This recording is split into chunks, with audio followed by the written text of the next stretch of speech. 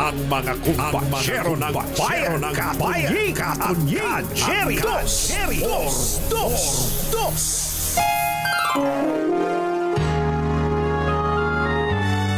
Kauna-unahan sa Pilipinas. NBC Manila Broadcasting Company. DZRH. Member, kapisanan ng mga broadcaster ng Pilipinas. Member KBP, oras! Eksakto, en punto. 6:03. Balitang makatotohanan. Balitang maaasahan. ACS Balita. Walang makakaligtas. Walang makakalampas. Saan mang sulok ng kapuluan. Luzon, Visayas hanggang Kamindalawan. Basta't may balita. Ipagwagwagan ng sikat na tagapagbalita. ACS Balita. Kasama ang 2x2 tandem Anthony Taberna at Jerry Baha. ACS Balita. Ang programang ito ay hatid sa inyo ng ACS Manufacturing Corporation, ISO Certified, maker of world-class quality Pride detergent.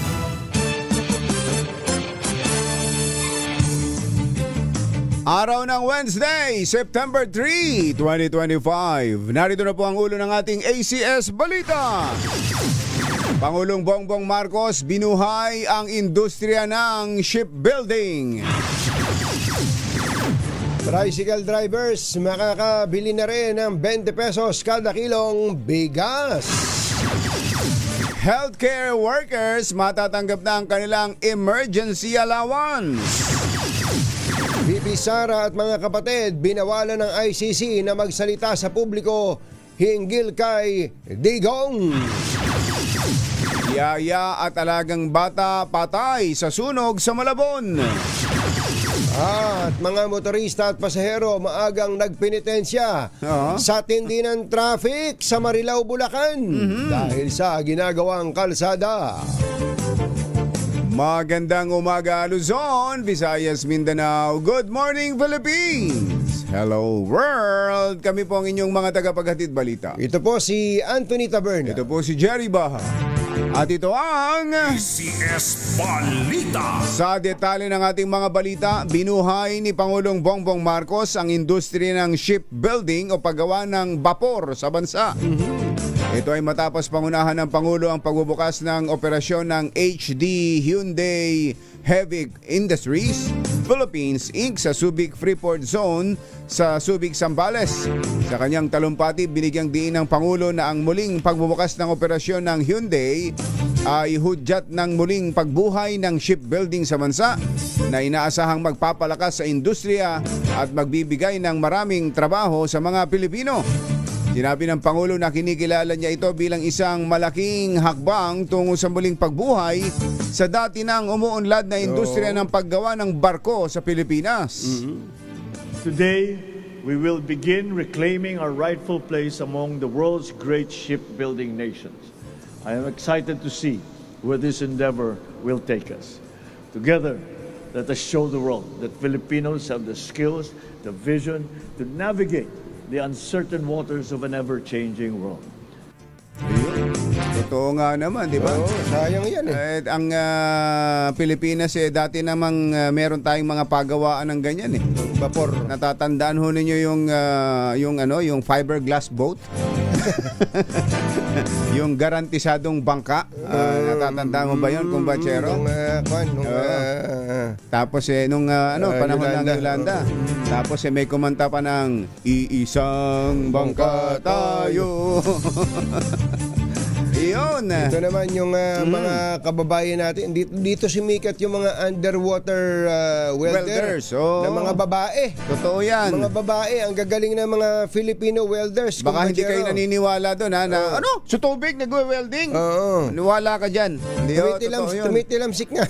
Napapaso nga eh. No, matindi po yun. Sana meron ganun. Meron. Para sa jobs generation. Yun.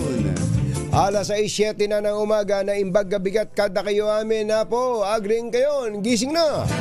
Makakabili na rin ng 20 pesos kada kilong bigas sa mga tricycle drivers sa ilalim ng programang 20 bigas meron na ni Pangulong Bongbong Marcos simula sa susunod na buwan. Ayon kay DA Secretary Francisco Tiu Laurel, bahagi ito ng pagpapalawak sa nasabing food program ng Pangulong BBM. Isa sa 5 pilot areas para rito ay ang Navotas City. Ayan. Na may nakalistang 4,000 accredited drivers. Tricycle drivers yan. to, kumpatsero. Kasama ba ang mga pedicab? Walang binanggit. Dapat isama na yan na kumpatsero, di ba? Wala pang binanggit. Yun ang mga maraming namamasada diyan sa lugar na yan, di ba? Navotas, Malabon, Caloocan, mga pedicab. Baka dahil wala silang lisensya. Unang inilunsad ang 20 bigas meron na program sa mga solo parent, senior citizen, ayan, parami ng 4-piece parami. beneficiaries at PWD. Dumadami naman. Diyan nagsimula. Sinundan ng minimum wage earners, Ayan, magsasaka, Ayun. mangingisda, Ano pa? jeepney drivers, mga broadcasters, hindi kasama. Hindi kasama. Upang mapalakas ang sistema, ilulunsad ng DA ang 20 peso app sa October 1. Ang app ay idinisenyo upang idetalya ang epesyenteng logistics, matiyak ang transparency at mapigilan ang pang-aabuso. Yun. Nananawagan ulit tayo, mapakaganda nitong programa na to. Pero ang panawagan mga natin jeepney kay drivers, isama Secretary na rin. Francisco Tiu Laurel, sana ang ibentang sa 20 pesos bigas program mga bigas ng ating gawa mga natin. magsasaka. Yung bude-bodega, wag niyong i-auction.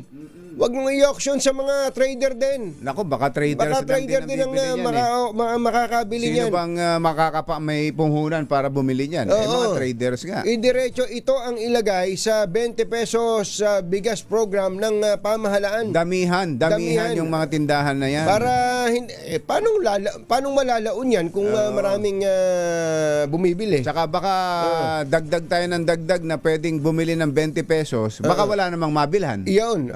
Di ba? Baka walang mabili. Kaya nga, yun ang pintas ngayon, kumpatsero. Siyempre, yung iba, paano naman kami? Ayun nga. Di ba, dinadagdagan ko pa nga. Pedicab, jeepney drivers, taxi drivers. Yung mga nagsasabing, paano naman kami? Sila po yung nagsasabing, hindi totoo yan. Sila po yung nagsabi nung nakaraan, hindi totoo yan, pang-eleksyon lang yan. Ngayon, sila... Paano naman kami? Ayun, tingnan mo na. Iba talaga eh. Nung una kumpatsero, hindi totoo yan. Tapos nung natuloy, hindi, bulok ko yung bigas na yan, pangit yan. Nung nakita nilang, paano naman kami? Ganun na ngayon, ganun naman. Yung iba kasi basher lang talaga eh. Maka-bash lang eh. Kasi ngayon naiinggit. At ngayon, ang puna nila, yan naman, para sa ako lang, kukunti lang naman ang nakikinabang dyan eh. Paano naman kami? Yun na. Eto na, marami na nga yan. Kaya lalo pang dapat na damihan. Yan. Lahat na siguro ng mga public utility vehicle drivers, maisama na dyan. Diba? Mga konduktor. Para ang dami nun. Ang dali-dali nun, kumpatsero. Tapos yung teacher. Ayan, mga teachers. Sunod, mga sundalo. Mga pulis.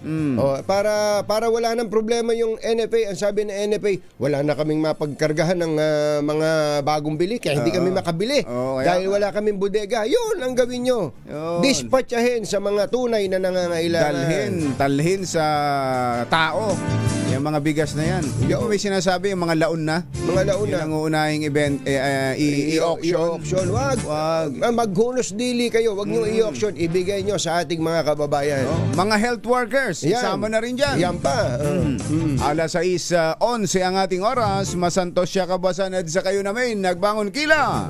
Matatanggap na ng libu-libong health workers sa bansa ang kanilang Health Emergency Allowance o HEA na matagal nang natenga. Kasunod ito ng 6.7 billion pesos na inirelease ng Department of Budget and Management sa Department of Health para sa pending HEA claims ng mga kwalipikadong healthcare workers. Tiniyak ni Health Secretary Teodoro Herbosa na agad din itong makukuha ng mga benepisyaryo lalo't naglabas na ng Special Allotment Release Order ang DBM. Paalala ni Herbosa, sa LGUs, private hospital and clinics, siguruhing ma-release agad ang HEA sa kanilang mga manggagawa oras na ma-download ang pondo. Engineer Tony Nanggel, 6:12 ng umaga. Maupay nga aga mga kasangkayan, mga kabugtuan. Mata na mo, gising na. Mahigpit nang ipinagbabawal ang pagbibigay ng public updates hinggil sa sitwasyon ni dating Pangulong Rodrigo Duterte sa loob ng International Criminal Court Facility. Ayon kay VP Sara, hindi na sila maaaring maglabas ng detalye sa publiko tungkol sa mga kaganapan at napag-uusapan nila tuwing binibisita ang amang dating Pangulo. Bagamat matipid ang naging sagot, sinabi ni VP Inday na buhay at nasa maayos na kalagayan ang dating Pangulong Duterte. Matatanda ang tila nag-reunion ang magkakapatid na Duterte sa The Hague, Netherlands para bisitahin ang kanilang ama na umano'y humiling na makitang magkakasama ang kanyang mga anak. ACS Balita. Patay ang isang kasambahay at ang kanyang 3 taong gulang na alagang bata sa sunog sa Tinejeros, Malabon. Batay sa investigasyon ng Bureau of Fire Protection, bago mag-alas 12 ng hating gabi nang magsimula ang sunog sa bahay na tinitirhan ng mga biktima sa Sosiego Street. Halos 1 oras na tumagal ang sunog bago ito napula. Bago alauna ng madaling araw, nakita ang bangkay ng magyaya na magkayakap sa ikalawang palapag ng bahay na pinaniniwalaang nasawi dahil sa suffocation. Samantala, nailigtas naman ang isang 6 na taong gulang na batang babae na nagtamo ng 3rd degree burn. Alas 6:13 na ng umaga, maayong aga, mga pinalangga, bugtaw na kamo, gising na. Kalbaryo ang dinanas ng mga motorista at pasahero sa bahagi ng Prensa, Marilao na naipit sa usad pagong na daloy ng trapiko nitong Martes.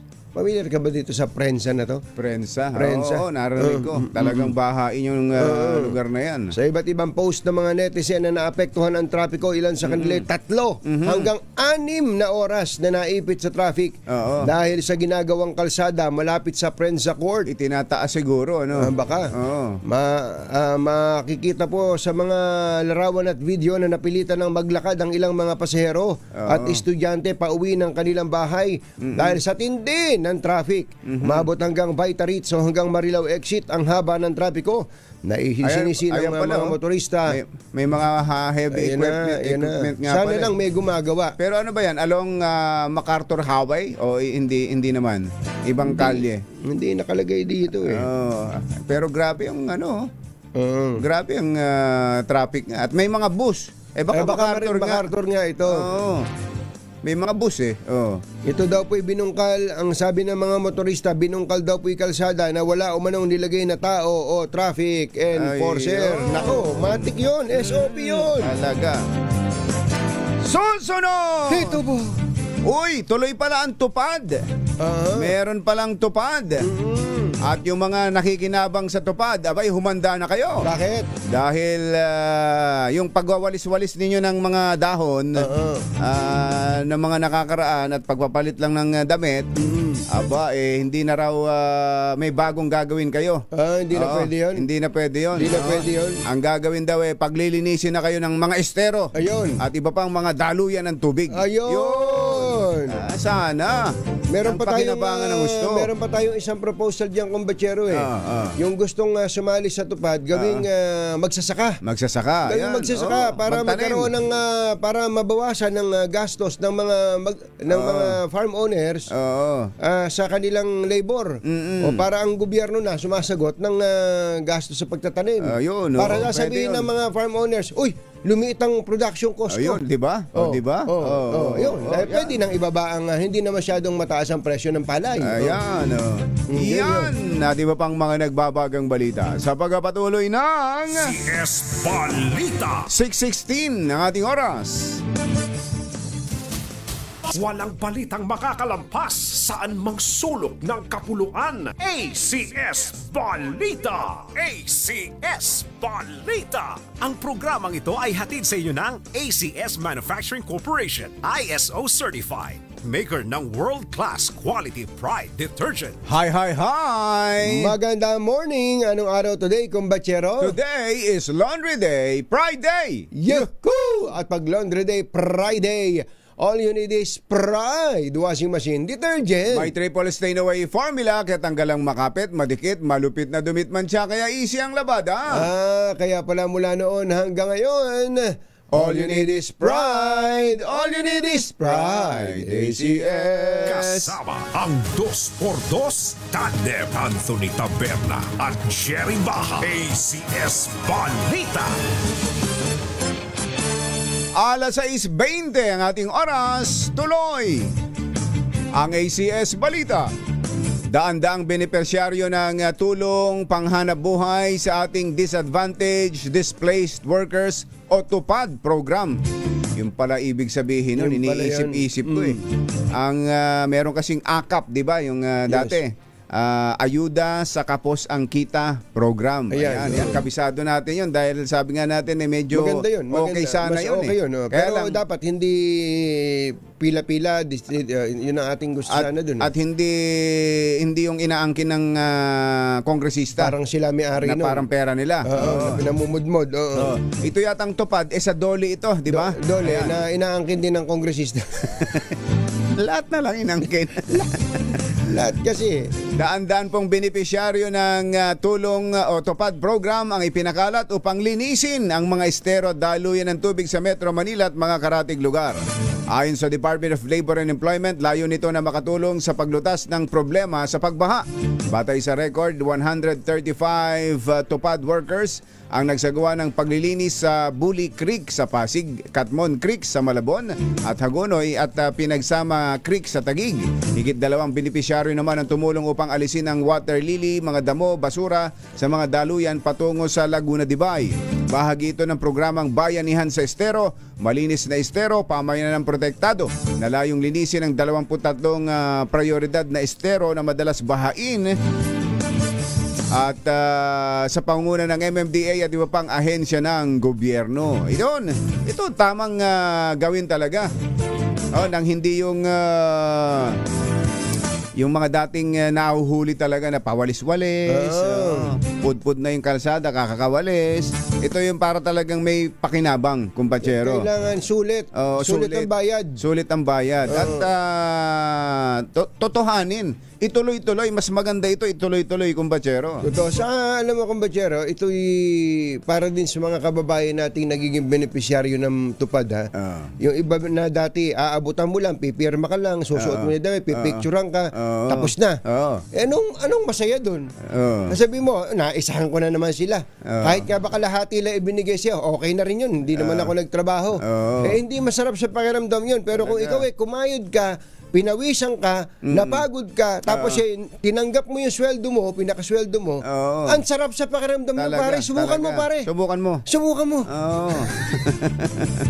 Baka hindi pa nasusubukan. Baka ang nasubukan lang niya yung kalahating ibinigay sa kanya dahil hinati at pinapirma lang.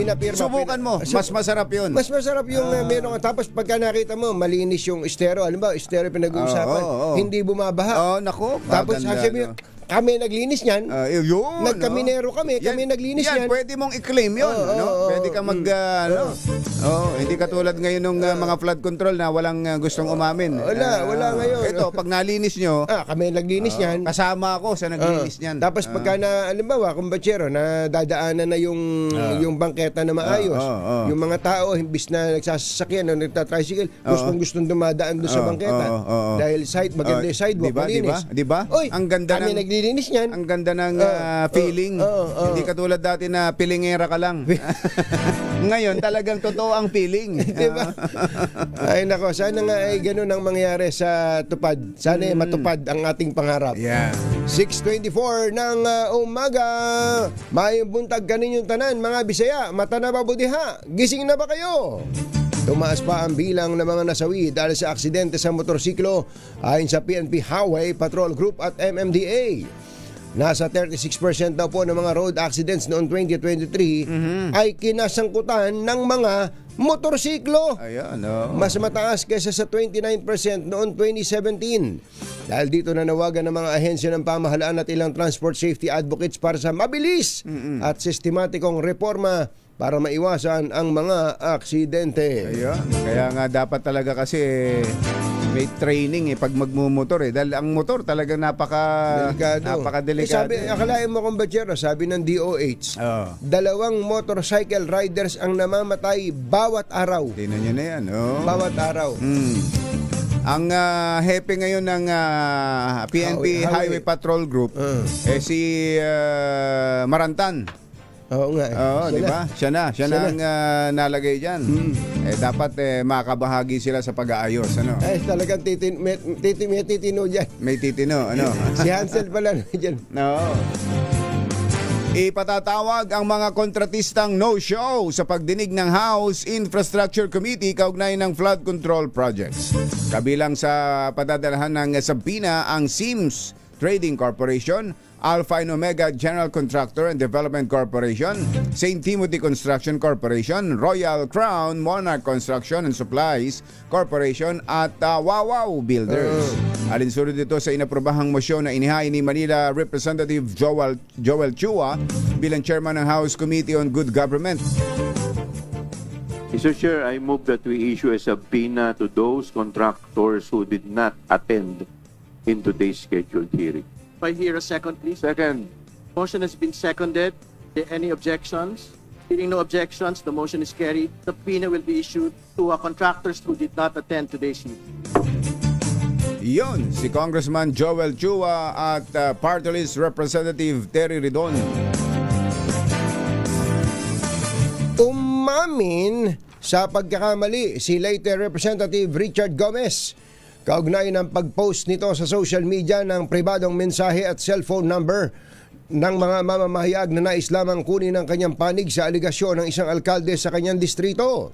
Sa privilege speech ni Gomez, humingi ito ng sorry sa media at sinabing binura na niya ang mga sensitibong impormasyon na nasa kanyang post. Sinabi ni Gomez na alam niyang ginagawa lamang ng mga mamamahayag ang kanilang trabaho na makuha ang kanyang panig. To the members of the press who took offense in my social media post, I sincerely apologize. Sensitive information has been removed. I understand that the media endeavored to get my side of the story. I acknowledge your efforts. I'm sorry and I could have handled it better. Yan po ang nagsosorry na si Goma. Si Goma Gomez. Richard Gomez na hindi po siya pinsang buo ni Dave Gomez pero magkahawig daw sila. Hawig daw sila. Sino nagsabi? Si Goma. Si Richard Gomez ang nagsabi. Pilingero naman to si Dave. Tinatayang aabot sa 119 billion pesos ang nalugi daw sa pamahalaan dahil sa palpak at mga ghost flood control projects. Naniniwala si Finance Secretary Ralph Recto na malaki ang tsansang lumago ng 6% ang ekonomiya ng Pilipinas kung nagamit lang sana sa tama ang bilyong pondong inilaan. Sa usapin naman ng employment, sinabi ni Recto na nasa 95,000 hanggang 266,000 trabaho ang naipagkait sa taong bayan dahil sa mga katiwalian. Hindi na itago ng kalihim ang pagkadisma niya sa anya ay hindi tamang paggamit ng kaban ng bayan para sa mga tamang proyekto at sa kapakanan ng publiko. Nagatid sa kabuuan ng ating ACS Balita. Ito po si Anthony Taberna. Ito po si Jerry Baha. Kasama ang 2x2 tandem Anthony Taberna at Jerry Baha. ACS Balita. Balitang makatotohanan, balitang maaasahan. ACS Balita. Ang programang ito ay hatid sa inyo ng ACS Manufacturing Corporation, ISO certified, maker ng world-class quality pride detergent. This time check is brought to you by ACS Manufacturing Corporation.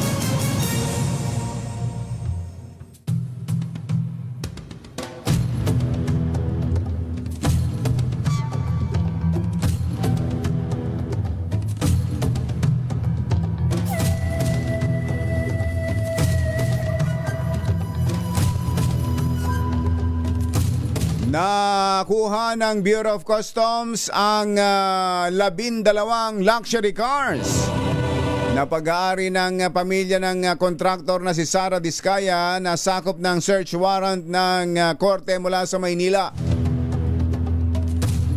Kasunod ito ng isinagawang search operation ng Bureau of Customs sa St. Gerard Construction General Contractor and Development Corporation sa Pasig City. Una rito ay 2 lamang sa 12 mamahaling sasakyan ang nakita ng mga taga-BOC at nawawala ang iba pa. Ngunit kinalaunan ay isinuko rin ito ng babalaan ni Customs Commissioner Ariel Nepomuceno. Ito pong si Diskaya nakakasuhan kung magmamatigas. Ayon kay Secretary Commissioner Nepomuceno, lahat ng subject vehicles ay naselyuhan na ng ahensya at nasa ilalim ng round-the-clock guard ng kanilang mga tauhan, pati na ng Philippine Coast Guard. Aba, tindi ng bantay Matindi. Baka makatakas sa dagat ito. Habang sinusuri kung meron bang paglabag ang may-ari tulad ng hindi pagbabayad ng tamang buwis at kung questionable ang mga dokumento sa pag-i-import ng luxury cars. Isyu ng bayan. Dos. Pag maitim ang balak, magtago ka na. 2x2. Si Jerry at si Anthony, narito na. 2x2. Hahataw ng todo, urado ka. 2x2. Ang katotohanan, dala nila. 2x2. Walang sinasamba pale, maniwala ka. 2x2. Hataw ng gusto, tol, umasa ka. 2x2. 2x2.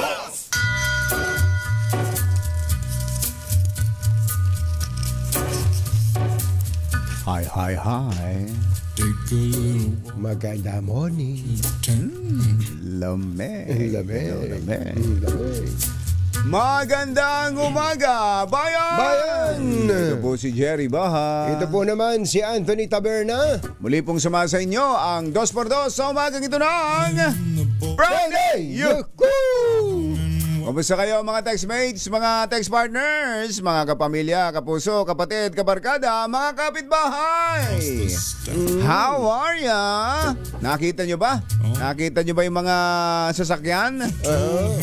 Marami sa atin, mga ngayon pa lang nakakakita ng ganyang mga sasakyan, ano? Totoo. Pero mo yung, yung Rolls Royce, yung may payong. May payong, Meron tayong mga payong sa sasakyan tulad ako, mga lagi kami payong yung galing sa BDO. Union Bank. Union Bank. Pero at meron akong ginagamit na payong ang laki. Galing sa St. Peter. Kaya nga Pero ito. Thank you sa namimigay ng payong diyan. Thank you. Mga taga Metrobank. Kaya mga payong ninyo, Ito nako. Ano 'yon? Yung sports utility vehicle ng Rolls-Royce, yung Cullinan. Pero may kilala akong isa na merong ganyan din talaga namang parang napakahirap gamitin. Baka masagi ng jeep Naku talaga Di ba? Yung magkano daw 'yon? Nasa 40 million. 44 yata talaga naman. Hindi talagang nagme-message sa atin. Yung may-ari ng isa. Hindi, nagme-message sa atin na taga PS Bank. Hindi bibigyan daw tayo ng payo. Yan. Sige. Ate Emma Hoya. Basta lahat ng bangko diyan, mga bank manager na nag-o-offer sa amin ng credit card. Ma'am Grace Kabisada, baka wala ba tayo diyan? PNB. Baka papahuli ba kayo? Uy, Ma'am Emma, bayad na ako Yung loan ko sa PS Bank, baka akala nyo, bayad na ako. Padala nyo na yung golf umbrella, bayad na ako.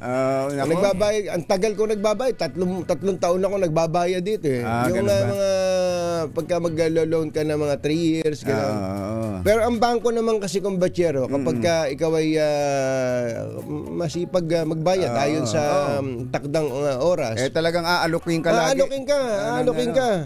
Kaya sabihin nga sa'yo, walang collateral. Talaga. Diba?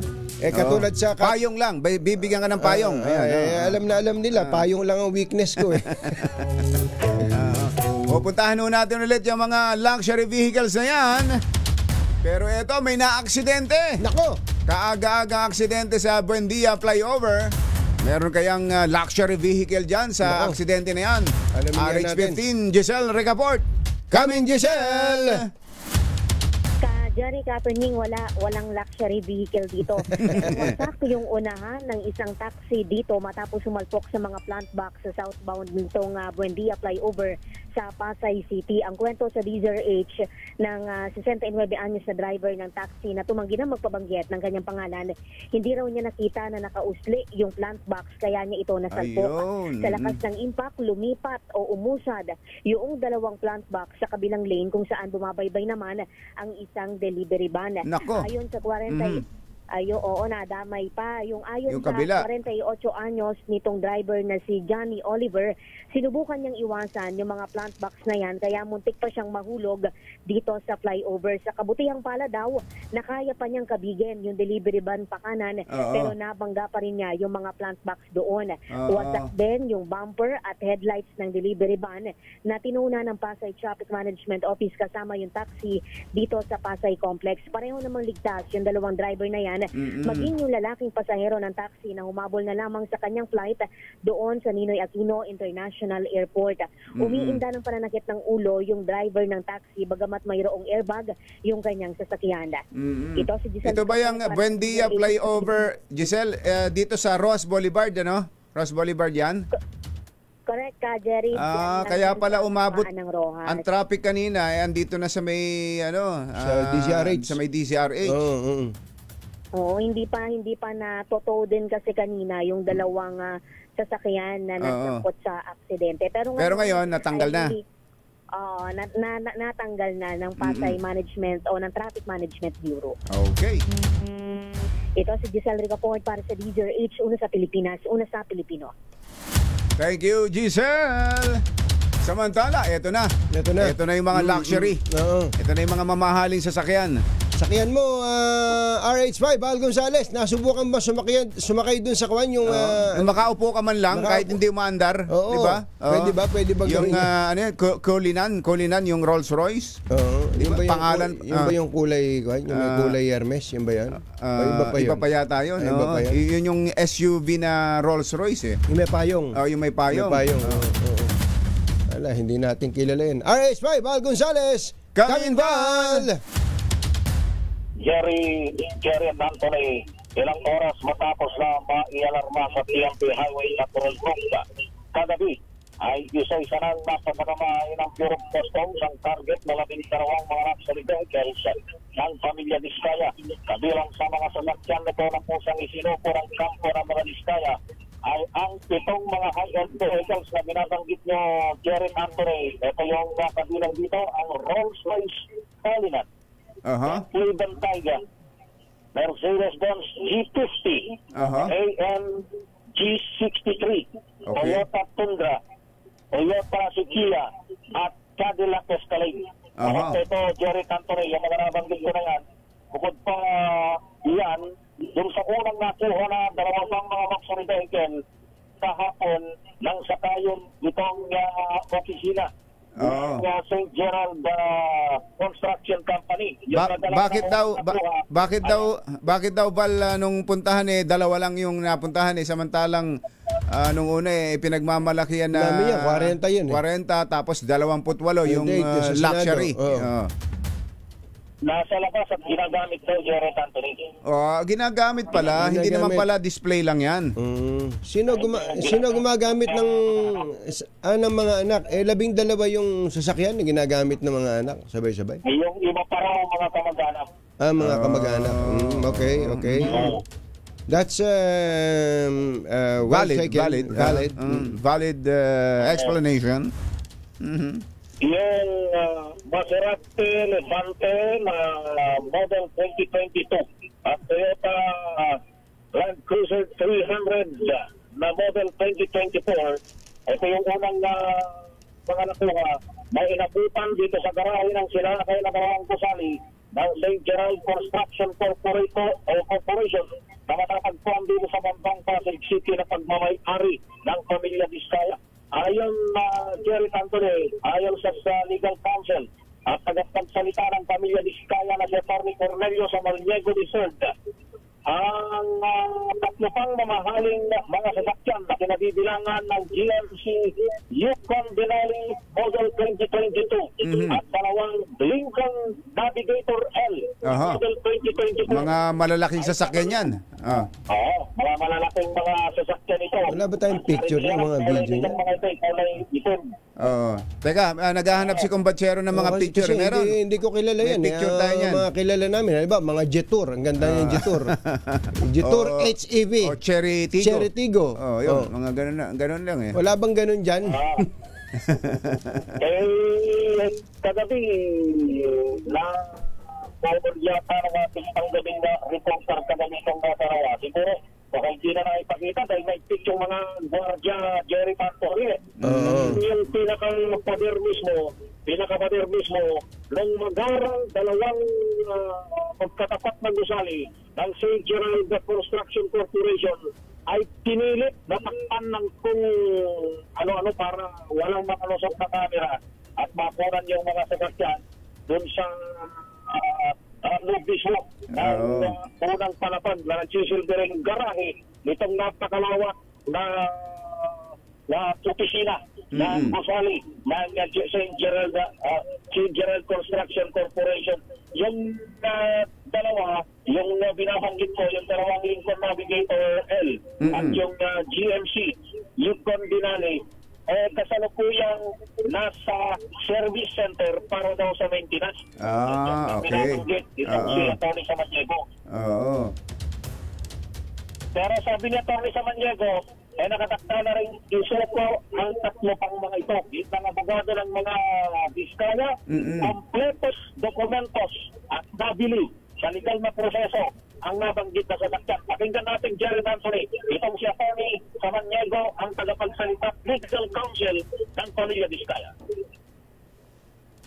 Masasabi ko po na yung mga sasakyan na nabanggit doon sa Senate hearing kahapon, yan po ay dumaan sa tamang proseso. Binili po sa mga legitimate car dealers, tatlo po yan.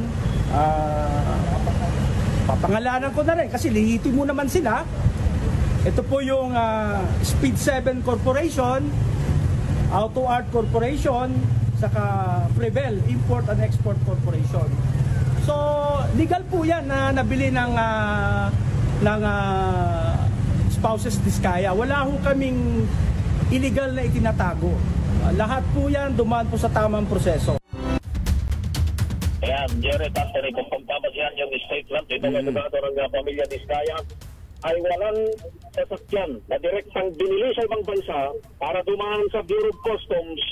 Walang ganun. Walang ganun dun sa lahat ng kanilang mga sasakyan at yan ang sinasabi itong kanilang abogado. So parang ang dating, meron, binili na nila yan sa mga dealer dito sa Pilipinas. So kung may problema man yan sa pagpapapasok, yung pinagbilan nila, yung dealer. Ganun ang mangyayari niyan, Val, ano? Correct yan. Correct yan, Jerry. At wala silang obligasyong dapat mabayaran sa Bureau of Customs kung ito ay responsibilidad mismo ng tatlong dealer na kanilang binilhan. Okay. Yan pa rin ang latest mula rito sa Pambang sa Pasig City. Ako si Don Gonzales, DZRH Una sa Pilipinas. Una sa Pilipinas. Thank you, Val. 6:46 ang ating oras. Kukuha tayo ng update mula sa Bureau of Customs. Sandali po lamang. RH umbrella, sabi nito si LV Liwanag. Meron. Meron. Nasaan ba si Sherwin ngayon? Yuel, saan lugar naggagala si Sherwin para sa ating Malakas promo? Payong at syempre ang mini component. Barangay 826 Burgos sa Paco, Maynila. Ayan, dito lang pala sa Maynila. Ayan, mga taga Paco, lakasan na ninyo inyong mga radyo at telebisyon. At andyan, pag-alagala na, naghahanap ng masisila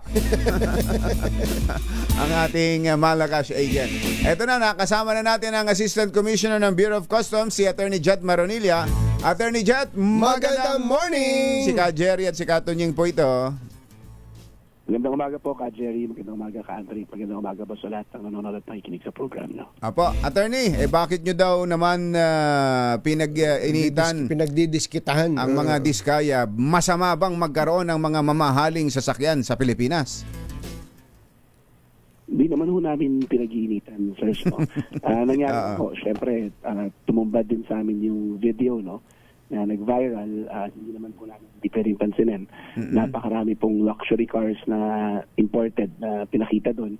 So, dahil din sa controversy na nangyayari ngayon, incumbent naman po no, sa isang ahensya ng gobyerno tulad po ng Bureau of Customs, natingnan din po no, kung ano yung pamamaraan ng pagpasok nitong mga vehicles na to, sir. Yun lang naman po yung ginawa namin. Ang pag-serve naman po namin nung search warrant at nung letter of authority na kaakibat nito, pinapaalam lang po namin sa kanila na maaaring pwedeng wag muna nilang ibenta o galawin yung kanilang mga sasakyan habang sinecheck po ng Bureau of Customs kung tama po yung pinagbayaran nito or tama yung proseso ng pagpaparating. Kasi sa initial check po namin, yung pong covered nung search warrant namin na 12 sasakyan, medyo meron po kaming probable cause para tingnan po kung maayos ang pagpaparating nito. Oo, 12. Kaya yun nga ang tanong namin kanina pa dahil sa nung mga nakakaraan, 40 yung binabanggit na mga sasakyan. Tama. Tapos sa Senate hearing, 28. Bakit Attorney Jet, 12 lang yung naging subject ng warrant ng BOC? Yun po kasi yung nakikita namin na may dubious yung records namin, no. Hindi naman po ibig sabihin na yung iba pa po, no, na kabilang dun sa 40 ay hindi titingnan, no. Kumbaga po for purposes of search warrant na sa ating mga korte, dito po yung meron talaga kaming probable cause. But again, for purposes naman po, iba po yung search warrant. Ito po yung paraan kung paano kami sa ilalim ng batas makakapasok sa isang residential compound. Pero yung letter of authority na po natin, no, kahit covered po yung 12 na yun, can expand further. Kasi po, once na tingnan namin yung 12 yan, mo-cover din po yung iba pang importation nila na kahit may record po sa amin ng importation, maaari pa namin tingnan yung compliance rate. Yun lang po, dito talaga sa napakaraming in-identify nila sa records po ng Land Transportation Office, amin pa ikipag-coordinate sa pagbangga po nito dito sa records ng Bureau of Customs. Itong 12 na to, hindi po nag-appear pa sa records namin. So titingnan ho namin yung papeles na ipipresenta nila at kung ano ba talaga yan at kung ano ho ang kaakibat na counterpart niyan dito po sa records ng Bureau of Customs. Hindi po ba ipipresume na nakabayad na ng lahat ng mga dapat bayaran ng mga buwis, dumaan sa tamang proseso kapag ka meron na pong plaka na inisyu ang LTO? O na-register na. O na-register na. Tama naman po yun, sir. No? Hindi naman, kaya nga po yung letter of authority namin, hindi po ibig sabihin yan. Meron na pong kasalanan o meron ng kaakibat na violation yung subject matter ng pagpasok po ng sasakyan na covered nito, no? Ang ibig na naman po talagang sabihin ng aming letter of authority, yan din naman po siguro sa ibang jurisdiction, sa ibang ahensya, is that kami ay nag-iimbestiga at tinitingnan. Wala pa naman po kaming conclusion, no? Meron pa lang po kami ngayon probable cause, no? Ibig sabihin sa aming initial na pagsisiyasat, meron pong rason para tingnan itong mga sasakyan na to kung maayos yung kanilang pagpaparating. At lahat naman po, yan naman po ay residual jurisdiction ng aming commissioner, no? Ibig sabihin po, lahat po ng items na imported at makikitang for sale o kaya nasa commercial establishment, maaari pong tingnan. In this instance po, maaari din po namin tingnan pag isang nasa residential area, yun nga lang po, may kaakibat. May search warrant. Ganun pala katindi ang kapangyarihan ng Bureau of Customs. Kahit na, nakapark lang sa harap ng Katonyings sa Visayas, number 88 Visayas Avenue. Oo, nakapark lang doon. Halimbawa yung Jetour, nakapark doon. Yung Jetour. O yung Cherry Tigo, nakapark doon. May ganun pala, Ascom, ano? So kung medyo sa pakiramdam, teka muna, ano yung dapat magtulak sa inyo para busisiin ang isang, yung makita lang sa isang harap na isang establishmento, for example? Ay, hindi naman ho namin ina-exercise din yung service abuse, no? Kailangan po may probable cause din on our part. Ibig sabihin ho, usually po pag ina-exercise namin yan, meron pong intelligence report that nakakarating sa amin. Naba-validate po yung intelligence report na yan through records at yung mga allegations po sa intel report. And then para po ma-validate lahat ng informasyon na to, records na to, doon po kami nag-issue ng letter of authority para po ma-check yung actual unit at yung dokumento na hawak naman po ng importer. Kasi malay naman po natin, no? Pag na-ipresenta nila, makita namin sa aming investigation, maayos naman pala. Pero yun po, yun lang po yung check lang. Yun lang po yan. Alamin yung mga papeles. Kasama ho ba doon sa 12, tinatanong ni Engineer Tony Nanggel, kasama raw ba sa 12 yung sasakyan na may payong? Kasama ho yan. Kasama. Oo. Yung payong bay andoon pa. Oo. Yung payong bay andoon. At yun ba naglaglag yung payong? Maraming ako ng arbor ng bagay. Pero maraming hindi ko nagbibiro po. Ascom, totoo po maraming arbor ng payong. Nagbibiro lang ho na makakita. Ascom, ito gaya din ng alam ng mga dati ng yung mga involved sa ganyang bentahan, bilihan ng sasakyan. Ang sinasabi ho nung pamilya Diskaya, binili nila ito sa mga dealer na dito, local dealer. So kung may hahabulin daw kayong dapat na tao, yung mga dealers na silang nag-import dito ng mga sasakyan na yan. Tama rin naman po yung punto nila, sir. In fact, yung aming letter of authority is against po dun sa mga sasakyan. Hindi po talaga yan against sa mga Diskaya. Incidental lang po na sila yung nagmamayari. Ang after po talaga namin dyan is yung rest. Tinatawag namin rest o yung property, imported item. Incidental lang po yung aming investigation sa kanila. Tama din po yung sinasabi nila. Kung papatunayan nila na ito'y binenta sa kanila ng mga dealer at buyer in good faith sila. No? Yun lang ang magiging, ang magkakaroon na po sila ng pananagutan. Kung matitrace namin dun sa dealer. Or kaya dun sa importer, sinabi ng importer later on na ito ay special order, alam sila paano to ipinasok at kung mayroong irregularity doon, and then siguro po pagpapaliwanagin namin sila. Kanino ho ba nakapangalan yung mga sasakyan? Lahat po sa kanila, sir, no? Sa kanila kanino mismo? Sa individual po o sa kumpanya? Yung iba po sa individual, sa kanilang mag-asawa. Meron din po kaming nakikita na nakapangalan sa mga kumpanya na pag-aari. Meron nakapangalan doon sa babae, may nakapangalan doon sa lalaki, ganon, attorney? Meron, sir. Meron po mga nakapangalan sa kanila. Kayo, turuan nyo nga po kami, yayaman din lang na kayo ay isang matinik na abogado. Pagka po ba, halimbawa, nakapangalan lang sa babae yung sasakyan, itinuturing na yun na conjugal property kahit wala yung pangalan ng babae. Parang papunta na sa iba itong usapan. Sige, attorney, sagutin mo yung tanong. Sa ilalim muna batas natin, once na-acquire ho yan after ma-enact yung tinatawag dating family code, tingin naman ho namin, mukhang sila yung naging mag-asawa after ma-enact yung family code natin. Consider na po yan na tinatawag nating absolute community property. So kanilang kanilang dalawa na yun, ano? Oo. Ang tawag ko natin ngayon, absolute community. Absolute community. Yung mga, yung daladala nyo lang nung kasal. Ito, even yung na-acquire nyo lang during the marriage. Tawag po din conjugal. Ngayon, ang tinuturing po ng batas, even yung daladala nyo before kayo ikasal, absolute community property. Kaya nga mayroon pang prenuptial agreement yung ibang mga sikat na attorney, di ba, Ascom? Totoo po yun. Para hindi po makover yung daladala nilang property dun sa kasal. Opo. Kung sakali. wag na nga yung susunod na tanong ko, nakakainis naman.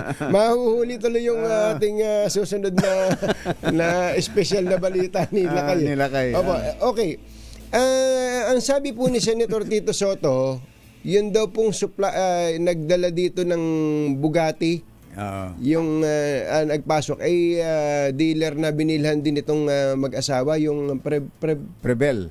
Prevel. May nakita ba kayong problema dun sa transaksyon ng dalawa? Meaning, ng Prevel sa nung Discayas? Isa po yan, no? Dun sa kung bakit may probable cause po na nakita ang Bureau of Customs para tingnan po itong mga sasakyan na to. No? We're looking into the same irregularities po. Okay. Kumusta na po yung Bugatti na nakumpiska ng customs? Nabenta na po ba yung mamahaling Bugatti na yan? Meron na pong mga nagbigay ng proposals nila, no? Kasi po ano po tayo, nasa negotiated sale phase na po siya, no? Ilang beses na po kasi fail yung bidding namin, no? So pagdating po nun, ibababa po yan sa negotiated sale. Pag ganyan, dahil negotiated po, ang Bureau of Customs naman, pangangalagaan din natin yung interest ng gobyerno, no? So medyo mataas din po talaga yung presyo natin.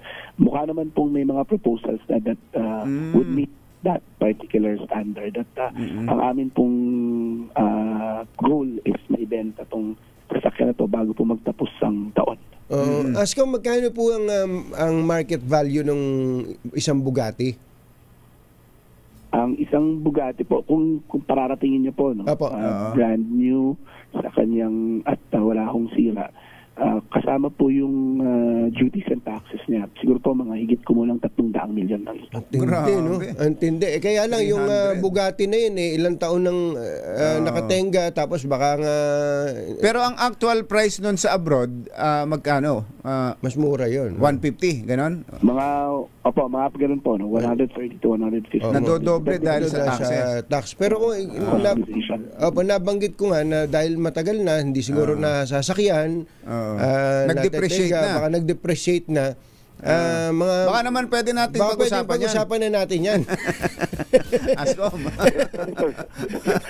Pwede nyo madala yung proposal sa may mga contractor bang nagbibid? Sa pagkakaalam ko po dun sa huling informasyon galing sa aming Assessment and Operations Coordinating Group. Wala naman po, no? Mostly po, car dealers and mga car collectors na mga kilala namang tao. Pwede po bang malaman kung sa magkano willing nang ibigay ng customs yan? Kasi ang tagal... Baka may mga mangumisyon lang diyan, kumbachero. Ibebenta, may buyer siya. Papatungan. Kasi kung naman public naman to di ba? Pinapayagan nyo bang may mag-ahente? Mag-ahente? Usapan nyo na ho nung didile, no? Hindi pa po namin masiwalat kung magkano ho. Kasi ini-evaluate pa naman namin yung kanilang mga bids. Baka po ma-preempt namin yung iba na gusto pang magbigay ng mas magandang proposal sa amin. Pero meron po, Askom, di ba may mga sasakyan na katulad nito na habang tumatagal, lalong tumataas yung presyo. Pero ito ho ba'y katulad ng itong Bugatti na pinag-uusapan natin, sa pagkakaalam ninyo, nag-depreciate ba siya? Hindi naman siguro substantially, no? Although syempre may depreciation ho yan, no? Ang sinasabi nga po, dapat hindi dahil very rare yung dalawa na yan. Kaya lang ho, syempre every year, pinasusuri din namin yan sa mga eksperto, no? Para ma-maintain yung value. And tulad ho niya, no? Pag hindi ho talaga nagagamit daw yung sasakyan, eksperto sa amin, may mga maintenance cost ka. Nagkaroon ho kami ng konting maintenance cost because this year, pinatingnan ho namin yan sa mga car experts and they were able to suggest a few things na kailangan gawin to maintain the car. Kaya kailangan din ho namin i-dispose na. Pwede bang, halimbawa po, just out of curiosity, pwede bang, halimbawa, pagkagaling namin ni Combachero sa 2x2, dumiretso kami dyan sa customs at i-test drive lang namin. Nandyan, pwede, hindi naman namin ilalabas. Hindi po namin ilalabas sa Bacoor. Ng Maynila. Sa Bacoor. Pwede po ba yun? Magpapapicture lang. Hindi talaga pwede. Bang i-drip lang natin. Susubukan natin kung kaya nyo mag-drip. Pwede nyo pakinggan lang siguro. Then, aaliw lang kami doon sa Bugatti. May isang taon na ho yan, ano? Teka muna, ba't ba napakamahal nun, Attorney Jet? Anong klaseng sasakyan ba yun? Sports car po siya na usually po, no, bago kayo magkaroon, I think special order po at yung specifications. No? Kaya po wala ang tawag ko nila, walang isang Bugatti na pareho. Rare talaga. Kayo po kasi yata yung magdidikta kung anong kulay, anong klase ng interior, anong specs, yun po ang pagkaka-explica sa amin, no? Nung pinag-aaralan to for saan ho ginagawa yan? Minimum bid price namin. Saan ho ginagawa yan? Sa Rome po yata. Sa Rome po yata ginagawa ang Bugatti. Hindi talaga nung pangalan pa lang Italiano na eh. No? Bugatti, spaghetti. Diba? Antindi ng pangalan. Kaya pala mahal. Kaya mahal. Ako, Ascom, maraming salamat po at pakikumusta rin kami kay Customs Commissioner Ariel Nepomuceno. Thank you. Thank you po, sir. Magandang umaga po. Magandang umaga po. Si Ascom Jet Maronilla. Kauna-unahan sa Pilipinas. NBC Manila Broadcasting Company. DZRH. Member, kapisanan ng mga broadcaster ng Pilipinas. Member KBP. Oras! Kapopoy, 8 minuto na makalipas ang 7 ng umaga. Balitang bagong-bago, balitang dapat alam mo, balitang magdadagdag ng talino dahil bagong impormasyon, makibalita, unang-una sa DZRH. Pangunahing balita kasama ang 2x2 tandem nina Anthony Taberna at Jerry Baha.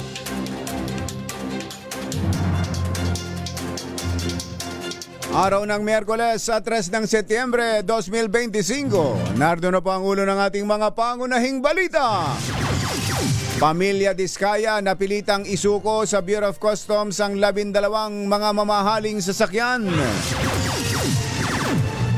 Magkakatulad na halaga ng flood control project ng DPWH sa 2026 national budget. Na red flag ng mga senador. Sinibak na DPWH engineer inaming sinertipikahang tapos na ang flood control project sa Bulacan kahit hindi niya ito nakita. Senator Kiko pumalag sa di umano ay pambabastos sa kanyang misis na ikinunek sa issue ng flood control projects. TV Anchor nagsorry na. Chinese national ninakawan sa tinutuluyang hotel sa Quiapo, Maynila. Kawatan pinaghahanap pa.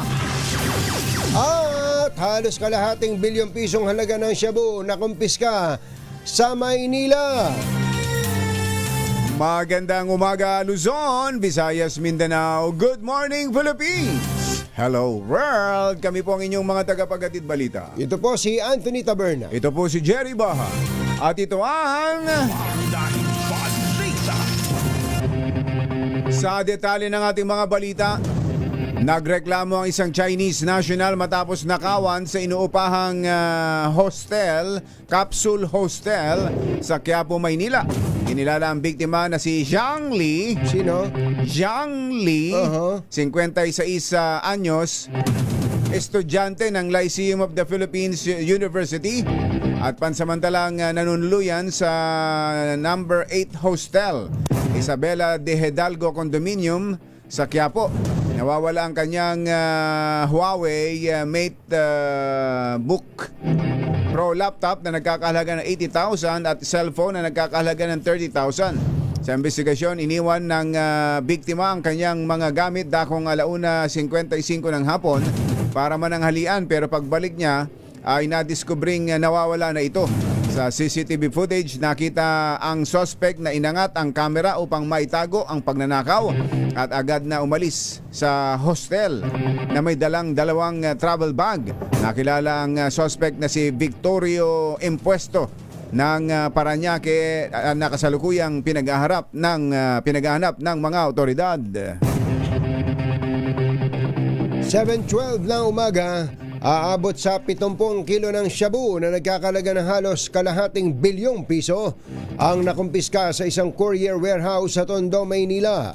Nadiskubre ang kontrabando ng mga tauhan ng Bureau of Customs at PDEA sa loob ng 3 balikbayan boxes na galing sa Las Vegas, Nevada. Nakatago ang mga ito sa assorted bags, mga dilata at iba pang personal na items na nasa loob ng kahon. Iniimbestigahan na ang mga consignee ng naturang balikbayan boxes dahil sa paglabag sa Dangerous Drugs Law. Humingi ng paumanhin ang TV News anchor na si Nelson Lubao makaraang idawit ang pangalan ng aktres na si Sharon Cuneta sa usapin ng flood control projects. Sa panayam kay Senator Rodante Marcoleta sa programang Saganang Mamamayan ng Net25, binanggit ng co-anchor ni Lubao na si Jen Sobarjaga. Yun ang nagpahamak eh. Yung Jen. Na dapat himukin ni Sharon ang asawang si Kiko Pangilinan na umalis na sa Senate Blue Ribbon Committee. Umalis? Mag-resign na. Mag-resign. Mag-resign na sa Blue Ribbon. Binweltahan ni Senator Kiko ang tinawag niyang pambabastos ng nasabing anchor at ng Net25 management sa inosente at nananahimik na si Sharon na anyay lubhang nasaktan matapos gawing katatawanan sa harap ng publiko. Git ng senador, hindi dapat binabastos at kinakaladkad sa kontrobersya ng flood control projects ang mga asawa ng senador na wala namang kinalaman sa mga usapin sa Kongreso. Kinaladkad ba sa flood control? Nirewind ko tuloy yun kung Bachero dahil sa naging kontrobersya nga. Nag-aalaskahan eh. Parang dapat siguro si Ate Shawi kaya himukin na yung kanyang mister na umalis na. Kasi ang premise yata nung kung Bachero, gusto ni Senator Kiko, parang mas gusto ni Senator Kiko na magkaroon ng independent commission na mag-iimbestiga sa flood control issue. Kaya ang dating nun, sabi ni Dante Marcoleta, parang na-undermine yung Blue Ribbon Committee. Member siya ng Blue Ribbon Committee. So parang ganun yung takbo ng usapan.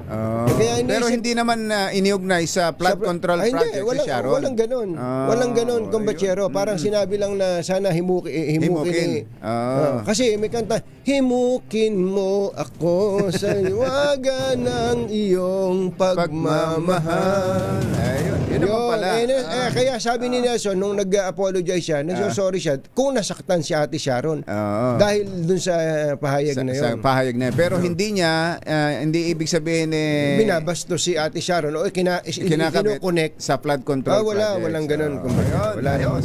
Ilaro lang natin. Nakita nga kami ni Senator Kiko sa isang sa isang lugar eh. Binati ka ba? Nag-selfie pa nga kami. Pero ako unang bumati. Alam mo naman ako. Mahilig akong bumati. Good morning, Senator Kiko. 7:15 na umaga. Nasa custody na ng Bureau of Customs ang 12 luxury cars na pag-aari ng pamilya Diskaya. Unang nakumpiska ng Customs Intelligence and Enforcement Units ang 2 sasakyan kabilang isang Toyota LC300 at ang Maserati Levant Modena 2002. Kasunod ito ng isinagawang search operation kahapon ng umaga alinsunod sa utos ng korte sa gusali ng mga Diskaya sa Pasig City. Kalaunan na isinuko na rin ng pamilya Diskaya ang 7 pang luxury vehicles na nakapark sa compound ng St. Gerard Construction sa Pasig. Ayon sa Customs, lahat ng ito ay tinataka ng ehensya at binabantayan na rin ng mga tauhan ng kanilang kawanihan. Kasalukuyan namang isinasalang sa verification ang mga record ng mga sasakyan upang malaman kung legit ito na nakapasok sa bansa. Alas 7:16 ang ating oras. Mamigay muna tayo ng pera dahil may nanalo na. Yan sa Paco, Maynila. Andun at nakasakay sa isang Bugatti. Aba? Ang ating RH6 Sherwin Alvaro. Sherwin Alvaro, go, go, go! Anthony Jerry, i-reflect ko lang sa inyo yung ginagamit ko araw-araw na not so luxurious sasakyan. Dahil alam mo, actually binili ito ng company. The company paid for this. Dahil may unique na feature ito. May unique? Meron pala. Ano?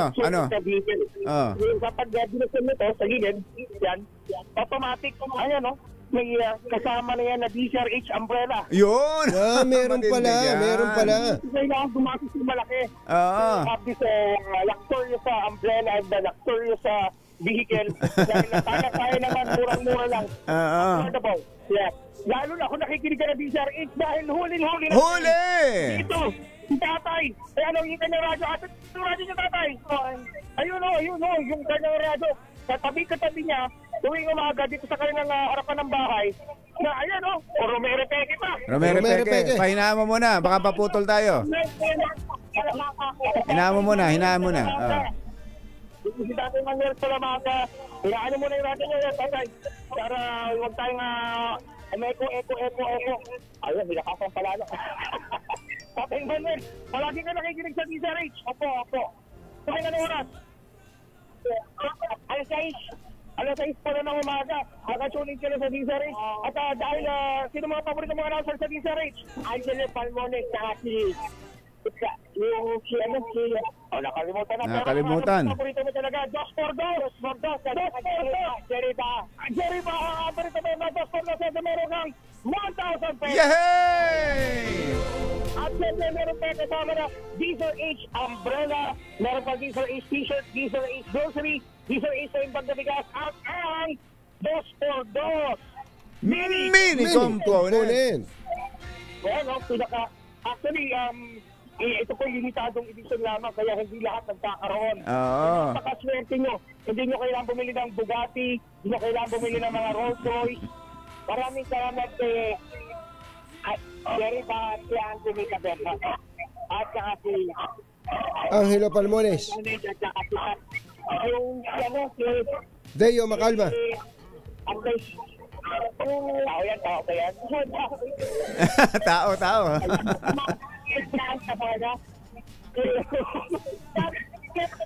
Morley Alinio. Si Gorgerula.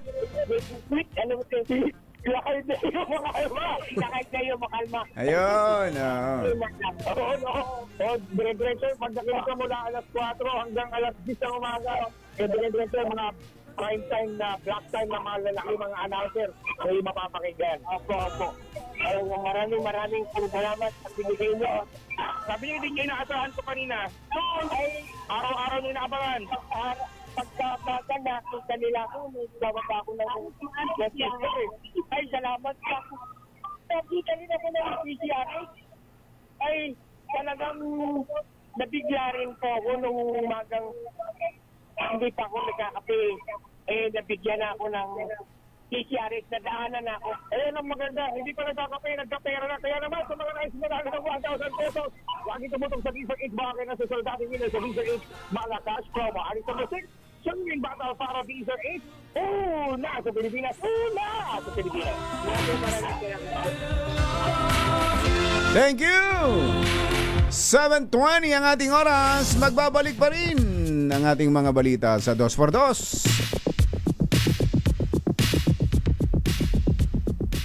This time check muna at mga bagong balita sa DZRH. Pangunahing balita.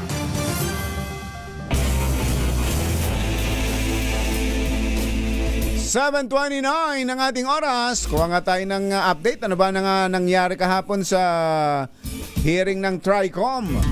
Mukhang unti-unting lumalabas ngayon sa mga investigasyon ng mga senador at kongresista na ginagawa pa lang ang budget. Ibig sabihin hindi pa nadadala sa Kongreso. Ay meron ng mga insertion. Ganun, hindi lang pala mga mambabatas ang marunong ng insertion. Masyado nating tiningnan ng napakasama ang mga senador at kongresistang involved sa insertion. Meron pa lang sa budget, paggawa pa lang ng budget proposal, meron ng mga nag-i-insert. Diba? At ang matindi nito, may mga double appropriation na. Kaagad, doon pa lang. Yun ang sabi nga ni Senator Joel Villanueva, nakapag-ngangalit. Si Congressman Romeo Acop, nasa linya natin. Kong Romy, magandang morning. Si Ka Jerry at si Ka Tunying po ito. Good morning po sa inyong dalawa, Katunya at sa Jerry. Opo. Sa inyong mga maraming tagapakinig, tagapanood. Opo. Sa hearing po kahapon, ano yung pinakamalaking nabuklat o nabulatlat ninyo, Kong Rami? Naipakita doon na yung sistema ng panluloko ay nandun po doon sa mismong DPWH. Mm-hmm. Kasi kung titingnan po natin, tinignan po natin yung proseso ng paggagawa ng budget, nandun po yung budget preparation, sila po ang gumagawa nun. Mm-hmm. Budget authorization, kami po yun, binubusisi namin. Budget execution, sila rin naman yun eh. Opo. At saka budget accountability, sila rin po yun. Mm-hmm. So, tinanong ko sila, saan nangyayari yung kalokohan? So, hindi naman po kami ang unang naglalagay ng mga proyekto doon sa National Expenditure Program ng ating Executive Department. Sila po eh. Opo. Kaya, sabi ko, ang nakapaglalagay lang ng project dyan ay yung DPWH. Hindi lulusot lahat yan na hindi alam ng DPWH. Yun po yung sinabi ko kahapon. Dahil sila po ang gumagawa ng projects na nakalagay po dun sa programa ng bawat distrito ng mga congressmen. Sila po. Ngayon, kung may kalokohan na nangyari, dadaan din po sa kanila eh. Yung insertion na sinasabi, paglalagay. Alam din po nila yun. Pero, pagdating ng pag-approve ng budget, sila ang mag-execute. Dadaan din uli sa kanila. So, alam nila kung ano yung na-insert na amount at ano yung mga nabago na proyekto. Pero kahapon, nagtuturoan na po sila eh. So doon po sa paggawa, halimbawa, DPWH budget, budget preparations bago nila ito isubmit sa DBM. Sino daw po ang napaamin ninyong parte ng paggawa ng budget? Yung pong District Engineering Office, doon po nagmumula yung mga rekomendasyon ng mga project. Sa District Engineering. Sabi nila, kasama na po kami doon. Sabi ko, doon sa inyong memorandum circular, department order, kalimutan ko na yung numero, yan, nakalagay naman doon na hindi po kami kasama. At saka totoo naman yun eh. Nakasali lang kami doon po sa parte ng local infrastructure projects. Yung projects na nandun sa 001 sa budget nila, yung horizontal structures, hindi po kami kasali ron. Yung pong flood control, another 002, sila rin po ang naglalagay. Sila rin, opo. Okay. Opo. Lahat po ng item doon sa budget, sila po ang naglagay. Ngayon, kung may pagbabago, dalawa lang ang po pwedeng maggawa nun eh. Sila rin po, sa pag-udyok ng mga kontratista o mga legislators. Hindi mo naman magagawa yan kung hindi ka siga eh. Opo. Tsaka hindi naman alam ng marami kung ano yung sitwasyon sa bawat engineering district.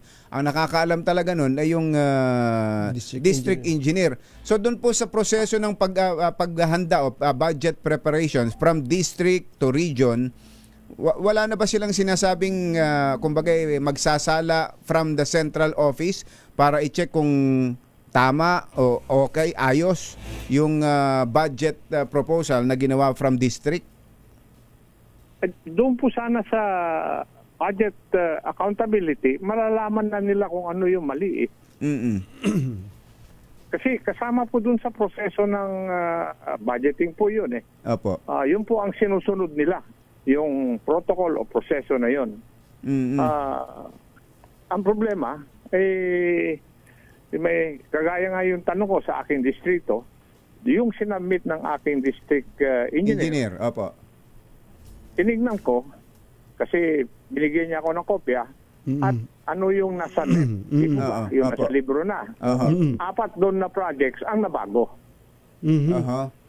So, tinanong ko sa kanila, sino po ang nagbago nito? sino po ang may kapangyarihan o may jurisdiction na mabago nito. Nagtuturuan na po sila eh. So, nakita natin na kaya nilang baguhin kung ano man ang mga projects na inilagay ng bawat district engineering office doon po sa main office. So kahit na sa kabilang banda naman, Congressman, kahit na gaano kaganda yung project na isinabmit po ng district engineer, halimbawa nga naipasili pa sa inyo dahil may pagkakataon nakikita natin effort ng congressman talaga. Alam ng congressman kung ano yung priority. Pinapatawag nga ng congressman yung district engineer kung ano yung dapat na unahin na proyekto sa kanila pong distrito. Ngayon, pag sinabmit ni district engineer po sa central office, doon nagkakayarian. Natukoy po ba I'm sure may mga intel kayo diyan Sino po ba yung mayari diyan? Halimbawa yung meron kayong certain projects, banggit nyo, 4 na projects, biglang dalawa na lang yung natira o kaya isa na lang ang natira, 3 nawala o kaya binago. Sino po doon? Ano bang mga opisina sa DPWH Central ang in charge doon? Hindi ba't tinanong ko po yung Executive Order number 124, yung reorganization of the Ministry of Public Works and Highways to the DPWH, di po ba? Opo. Sinabi ko rin sa kanila doon. Hindi nga po alam nung USEC yung Executive Order na yun it's their charter. So, sinabi ko, kung titignan po natin ito, kung gagawin ng bawat departamento at saka bureau dyan sa DPWH ang trabaho nila, hindi po mangyayari ang ghost project at saka substandard project. Dahil bawat bureau dyan, merong kanya-kanyang trabaho. At nandun, yung makikita natin kung paano masisigurado na ang mga projects ay in accordance with what is required. Yes. Yung checks and balances sa within the department ang nawala. Merong Bureau of Construction, Bureau of Design, meron pong quality. Meron po lahat Opo, tama. Kung titignan po nyo, nawala po yung checks and balance na yun kasi napunta doon sa planning. Nandun lahat yung kapangyarihan. Opo.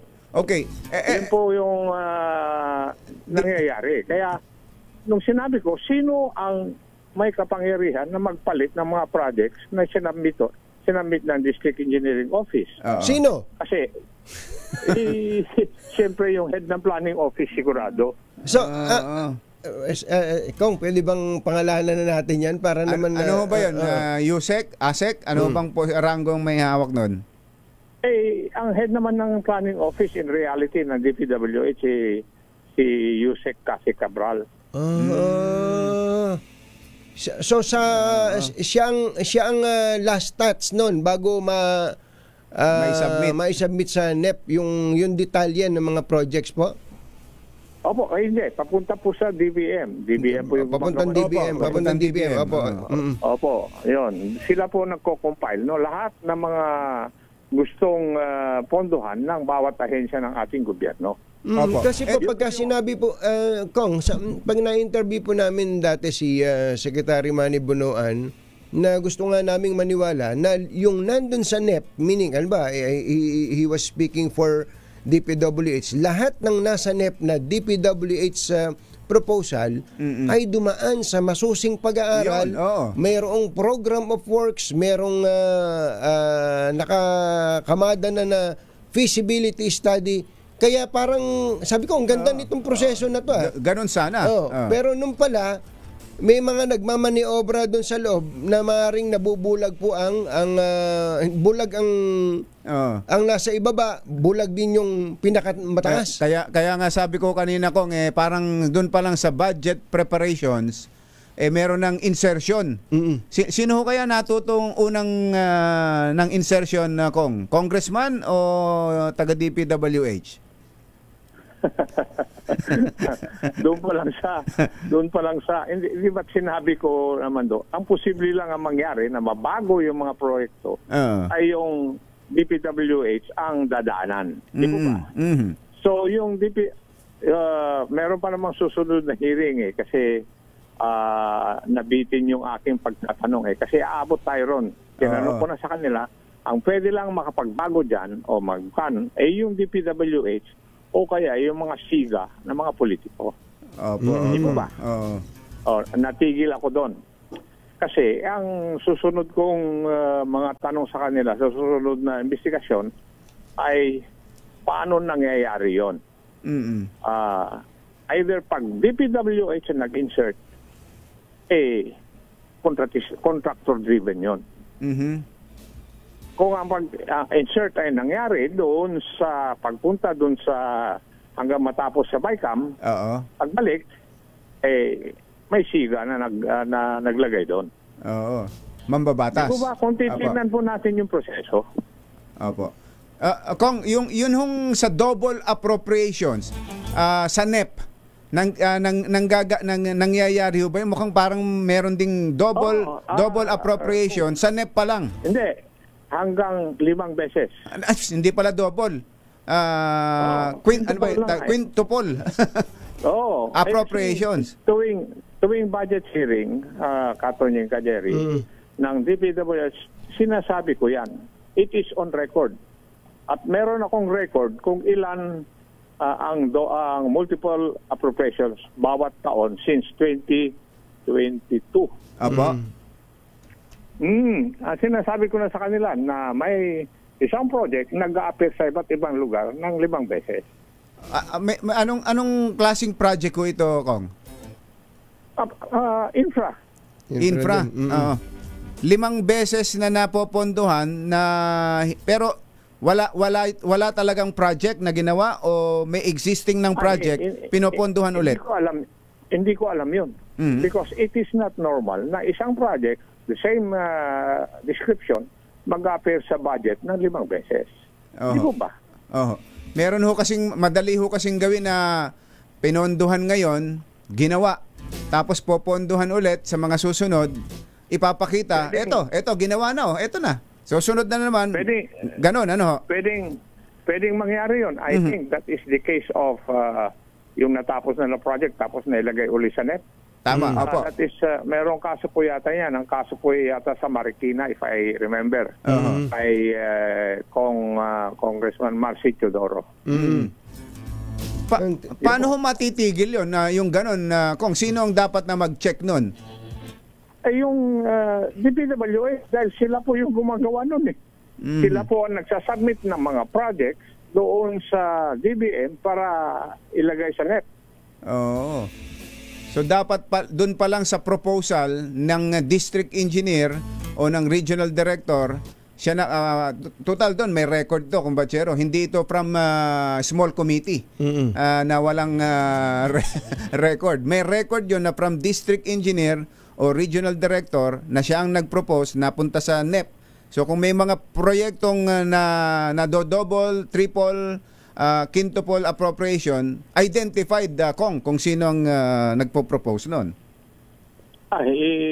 Hindi po natin malalaman hanggat hindi magagaling sa DPWH. Kaya sila po dapat ang sumagot ng mga katanungan na yun. Pero Kong, yung po namang wala sa NEP, pero naisingit, naidagdag sa budget, tinanggalan yung iba, inilipat sa iba pa.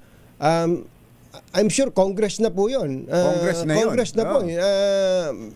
Congressman. Ganito po yun. Pag-submit po sa amin after the budget preparation, budget authorization, sa amin na po yun. Binubusisi namin. Pagkabusisi namin, lumalabas po, bago pagpunta dun sa Senado, kung tawagin namin ay GAB2. Na yung mga pagbabago. It is on record.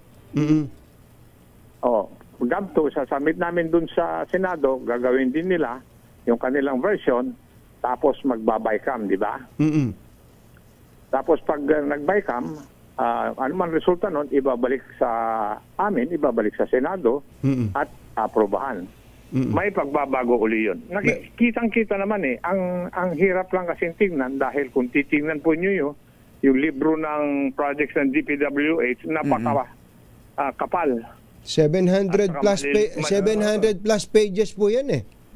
Kaya nga maliliit pa ang sulat. Kaya kung hindi ka magtitiyaga talaga, o yung iyong researcher ay hindi matiyaga, hindi niya makikita yon, di po ba? Sinadya. Pero Congressman, kayo po ba isang-ayon na isa publiko na ang pangalan ng mga mambabatas na nagpo-propose ng mga project, meaning sila ang proponent ng isang particular na item sa budget? Kasi sabi ko nga kung maganda naman yung project, maganda naman, nilalagay pa nga sa karatula tindigan nila. This project is being implemented through the efforts of Congressman blah blah blah. Pinagmamalaki pa nga bakit ngayon parang tinututulan ng ilan ang pagsasapubliko ng tao who proposed that particular insertion?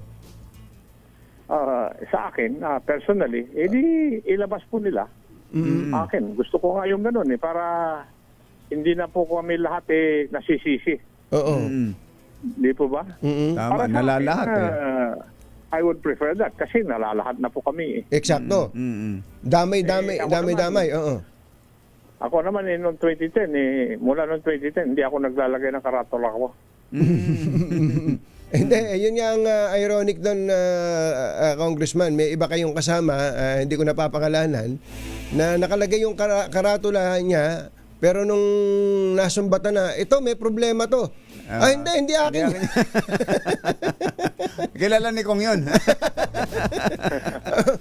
Last na lang po, kailan po ba talaga ipapatawag itong si Mayor Benji Magalong? Ba't ba nagkainisan pa yung mga members o yung mga attendees sa committee hearing kahapon dun sa hiling ni Congressman Toby Chanco na ipatawag na si Mayor Benji Magalong. Total, hinahamon natin siya na pangalanan ang mga contractors at yung mga humihingi ng malalaking porsyento. Ganito po yun na Katonyang Jerry. Ang nagdedetermina na mga imbitahin na guest ay yung committee. Yung chairman. Now, kung meron kang nais na imbitahin, you should file a motion para maimbita yung tao na yon. In the case po kahapon, I think ang pagkaintindi ko, hindi po membro ng committee si Toby. Yes. And therefore, he cannot file a motion. Yun po. Pero kayo po, personally, gusto niyo po bang para once and for all matapos na po ito na humarap na po si Mayor Magalong kasi kating-kati po siyang humarap sa House. Ayaw nga niya yatang humarap sa Senado Mas gusto niya sa House ako gusto kong imbitahin siya.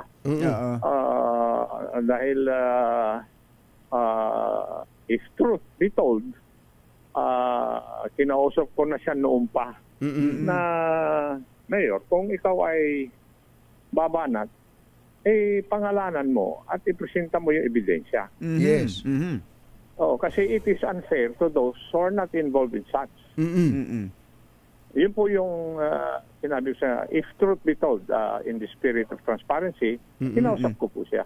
Opo. Pero Kong Romy, wala naman hong puwersang humahadlang sa pagharap dyan ni Mayor Magalong? Wala naman pong ganon. Sabi naman ng chairman of the TRICOM, in due time, he will be invited. Yun po ang inassure kay Kong Toby Chanco. Opo. Okay.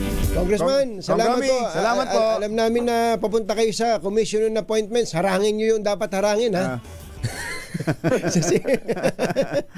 Salamat sa inyo. Thank you po. Mabuhay po kayo. Kong Romy. Mabuhay po kayo. Si Congressman Romy Acop ng Antipolo. Mga nangunguna at mga bagong balita sa DZRH. Pangunahing balita. Sunod! Dito po. Sino itong dating mahusay, batingang aktor? Na ngayon daw ay parang naging bano. Naging bano. Ano ba ibig sabihin bano? Sa sariling teleserye. Naging mahina na. Mahinang klase na. Mahina ng... gano'n? Nasa halip daw na umhusay sa pag-arte, sa pagtakbo ng panahon, ngayon nagiging bano. Bano? Oo. Ano ba yung bano? Parang mahina. Naulit. Iyan at iba pang mga nagbabagang balita sa pagpapatuloy ng Unahing balita. Alas 7:50. This time check is ZRH. Kumbachero, paano mo ba pinaparamdam ang pagmamahal mo kay Nanay Benny? Aba, madali lang yan, kumbachero. Ginagawan ko siya ng smoothie gamit ang N Plus Gold. Ay, sarap. Masarap na, nutritious pa. Abay, tama ka dyan, kumbachero. Kaya kahit mahina na ang panlasa ni Nanay, hindi niya mapapalampas ang creamy vanilla flavor ng N Plus Gold. Lalo na pagka ginawa mong champurado. Ay, sarap. O frozen dessert. Swak na swak sa panlasa. Aba, tinan mo nga naman may laman pa. Soy-based, lactose-free at puno ng sustansya. Available sa Mercury Drugstore at iba pang leading drugstores nationwide. Iparamdam ang tanda ng inyong pagmamahal with N Plus Gold. Ang mga kumbatsero ng bayan, Katunying at Ka-Jerry. 2x2. Upang surpuin ang lumalalang kaso ng illegal na online gaming sa bansa at protektahan po ang mga manlalaro laban dito, inilunsad ng Philippine Amusement Gaming and Corporation ang PAGCOR Guarantee website. Ayun, maaari pong i-check ng publiko ang nasabing website kung lisensyado at legit ang isang online gaming site bago maglaro. Regular po itong ina-update ang website na ito at may direktang link ito sa mga lisensyadong gaming platforms. Ayon kay PAGCOR Chairman Altenco, matutulungan nito ang publiko na makaiwas sa panlilinlang habang pinoprotektahan ang kanilang karapatan bilang manlalaro. Paalala ni Chairman Tenco na maging mapanuri sa bawat online gaming activity na sasalihan sapagkat dumarami ang mga reklamo hinggil sa illegal na gaming sites na hindi nagbabayad ng panalo. Ano? Talaga naman. Ay, birthday pala ni Senator Grace po. Ngayon? Tingnan mo nga naman. Tama ba? September 3. Aba, happy birthday po, Senator Grace Senator Grace po, happy birthday. Happy birthday din kay Ninang Grace. Ninang Grace. Isa pang Grace Manalansan. Tinan mo nga naman. Kaya siguro pala yun ang birthday nila. Ninang Grace Manalansan, happy birthday. At sa Biyernes, birthday ni Zoe. Si Zoe nga pala, magbe-birthday na. Happy birthday, Ilan taon na si Zoe? 17. 17. Tinan mo nga naman, 17 na yung batang-bata na. Dalaga na. Ang tangkad. Para si Jean. Malaki pa sa akin talaga. Oy, baka may mga kailangan ng ayusin sa inyong mga bahay, tulad ng bubong. Ating Weng Hidalgo, buti na lang may bubong na maasahan. Gawa sa state-of-the-art technology. May aluminum na. May pintura pa. Now available na rin sa pre-painted tile span. Para sa eleganteng bubong na matibay na makulay pa, mag-Cherylum pre-painted ka na. Ay, Secretary Banoy Lopez, magandang morning. Ay, Secretary Banoy. Ng DOTR. Ayos ba kayo dyan, Secretary Banoy Lopez? Giovanni Lopez is the name. Siguradong energize ang inyong bawat biyahe sa all-new Cherry Tiggo Cross HEV. Isa sa pinakaabot kayang hybrid electric vehicle sa merkado. Meron po itong 204 horsepower at class-leading torque na 310 Newton meters para sa swabe at powerful na performance ng sasakyan. Siguradong mapapanatag ang loob mo sa sasakyan ito dahil nakatanggap po itong all-new Tiggo Cross ng 5-star ANCAP safety rating. Tingnan mo nga naman, Bukod pa rito, ang Tiggo Cross HEV ay may taglay na 11 advanced driver assistance system features, adaptive cruise control at poging-pogi 360-degree camera. At hindi lang yan, lakay Deo. Meron din itong wireless Apple CarPlay at Android Auto sa introductory price na magkano? 1,198,000 pesos lamang. Yun, at siyempre pa sa worry-free na pagmamaneho, may kasamang 8-year battery warranty at 5-year bumper-to-bumper warranty ang Tiggo Cross HEV. Ayun. Para sa karagdagang impormasyon, bisitahin ng Cherry Auto Philippines sa Facebook. Ayun, advance happy birthday din sa Mrs. ni Engineer Jeff Salazar. Kuya Jeff, maganda morning. Kuya Bonnie Aporo, maganda morning. Ay, Kuyang Jun Tapang. Kuyang Dumerador Tapang. Nakita na ba kayo? Gandang morning po. Diyan sa distrito ng Makati. Ayun.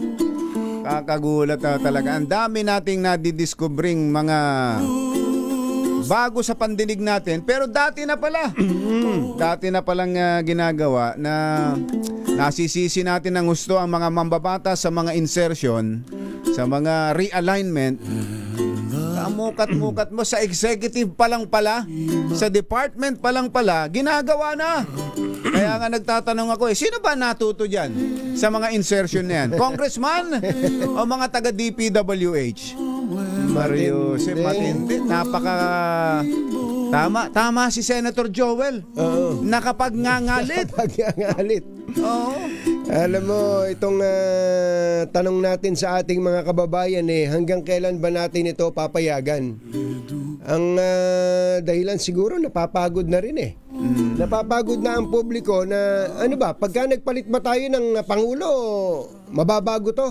Pagka ba nagrevolusyon tayo, magbabago to? Hindi Ganito ba tayo dahil pinapayagan natin?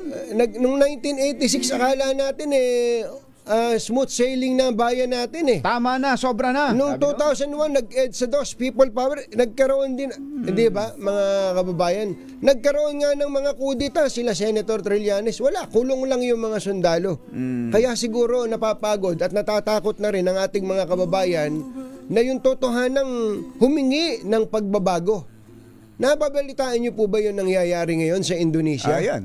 Tama. Alam niyo po ba kung bakit nagwawala ang mga tao sa Indonesia at pinapasok ang parlamento at nagkakaroon ng mga malawakang sinusunog ang bahay ng mga opisyal nila doon, winawasak ang sasakyan. Alam niyo po kung bakit, mga kababayan? Dahil natuto sila sa atin na marunong silang magsalita, na marunong silang maglabas ng kanilang damdamin. Kaya lang, sinamahan lang nila ng konting violence. Alam niyo po ang dahilan kung ba't sila nagwawala? Dahil po sa nagdagdag ng benepisyo ang mga mambabatas habang ang kanilang mga kababayan ay nagkakahirap-hirap din. Parehong-pareho ng itsura sa atin. Kaya lang ang tanong, hanggang kailan ba ang haba ng ating pisi? Gaano ba kahaba ang ating pasensya? Sobra na. Tama na. Tigil na! Ito po si Jerry Baha. Ito po naman si Anthony Taberna. Hanggang sa susunod na hambalos at hagupit ng 2x2 Damdaming Bayan. Susunod na! Passing by, I see friends shaking hands singing, how do you do? They really say This time